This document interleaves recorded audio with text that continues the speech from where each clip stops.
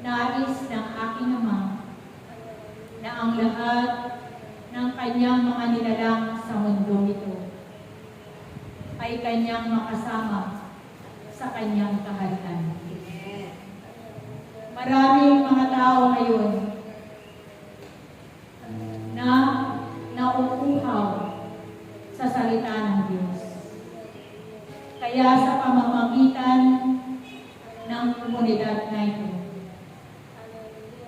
tinatagubilinan kayong lahat na kayo'y humayo, ipalaganap ang salita ng Diyos sa bawat tahanan na inyong paroroonan ay ipakilala ninyo ang pangalan ng Diyos.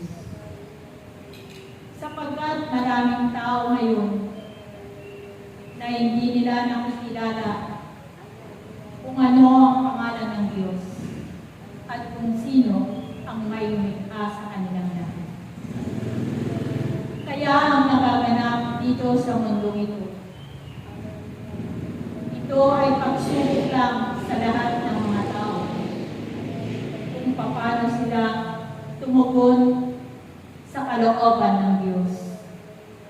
Kaya nawa, magsama-sama kayong manalangin. Ipanalangin ninyo ang mundong ito, sapagkat ang sama-samang panalangin, ito ay diringgin ng Diyos. Ipanalangin ninyo ang inyong bansa, sapagkat maraming magaganap dito sa inyong bansa. Mga tagutong, mga malalakas na bagyo, mga pagbiyak ng lupa, pagputok ng bulkan. Kaya magsama-sama kayong manalangin, sapagkat ang Diyos ang nais sa lahat ng mga tao ay tumugon lahat sa kanyang panawagan. Batid na ninyong lahat na may nakatakda dito sa inyong bansa. Kaya nawa, huwag kayong tumigil sa pananalangin.